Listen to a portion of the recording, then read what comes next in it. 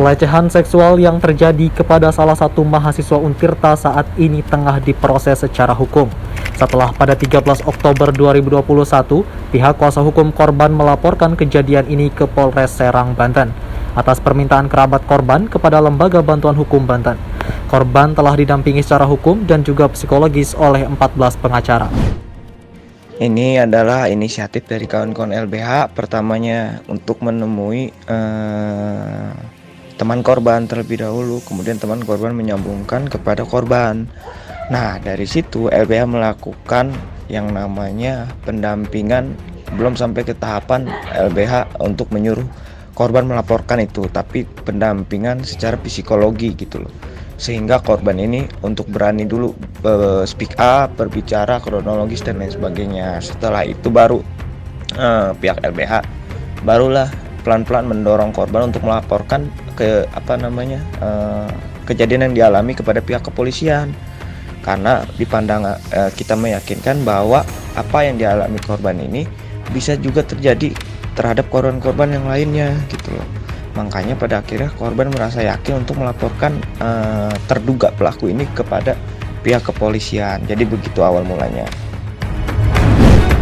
Selama membimbing kasus yang tidak mudah ini, LBH mengaku memiliki kesulitan dalam menangani kasus ini, yang dimana KZ sebagai pelaku 3 kali berturut-turut tidak datang saat ingin dimintai keterangan.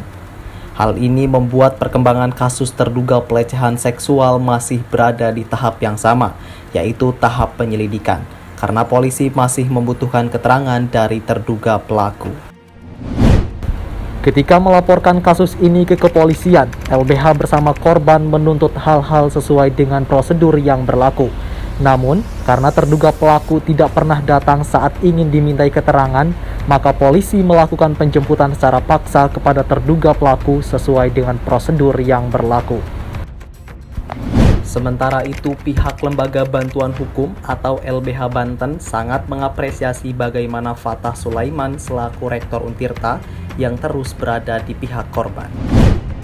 Statement dari pimpinan Untirtanya sendiri, yaitu Pak Rektor Fatah Sulaiman, kita mengapresiasi Pak Rektor Fatah Sulaiman. Kenapa? Karena Pak Rektor yang pertama, Pak Rektor berada di pihak korban, mendorong korban, menjamin akademik korban, karena korban merasa khawatir ketika misalkan melaporkan ke polisi akademiknya akan terancam.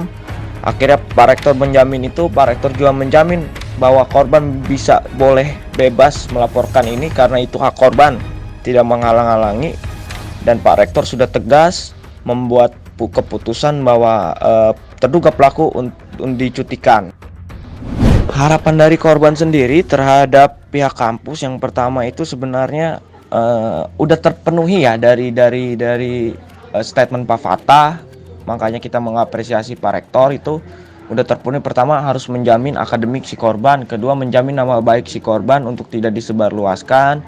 Ketiga, korban meminta seadil-adilnya, setegas-tegasnya pihak kampus untuk mengambil langkah cepat terhadap terduga pelaku ini, entah itu sanksi akademik seperti misalkan dicutikan, ya sekarang udah dilakukan, kemudian sanksi DO. Cuman kan sanksi DO ini memang harus menunggu keputusan pengadilan ya, maksudnya terduga pelaku ini benar bersalah atau enggak, karena kan pengujian yang paling ilmiah itu ada di pengadilan nantinya. Nah, itu yang kita tunggu. Tapi sampai sejauh ini Pak Rektor sendiri sudah memenuhi apa yang diminta oleh korban gitu loh sampai saat ini.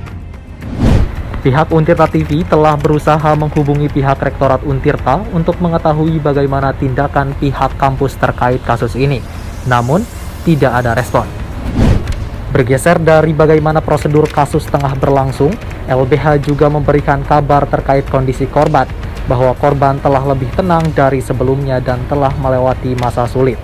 Saat ini Lembaga Bantuan Hukum bersama Dinas Perlindungan Perempuan tengah berfokus untuk mengutamakan pemulihan kesehatan psikologis korban.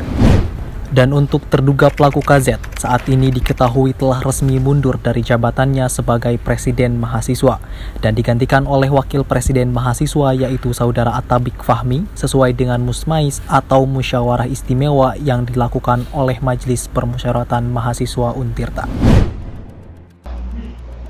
apa yang memang menjadi dasar bahwasanya kita menyelenggarakan Musmais ini, yaitu yang pertama, kalau kita berbicara dalam Undang-Undang Nomor 1 Tahun 2020 tentang susunan dan kedudukan organisasi, dalam pasal 39 poin 2 dijelaskan, jika presiden maupun wakil presiden mahasiswa mengundurkan diri sebagai jabatannya, maka diperlukannya diadakannya musyawarah istimewa. Nah, itu alasan kenapa diadakannya Musmais.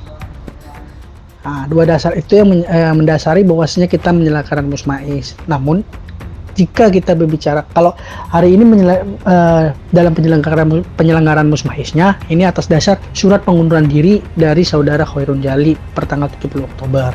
Nah, maka dari itu dalam undang-undang setelah 7 hari ini perlu diadakannya musyawarah istimewa. Nah, kami pun dengan ini menyelenggarakan musyawarah istimewa untuk menindaklanjuti surat pengunduran diri dari saudara Khairun Jali sebagai presiden mahasiswa.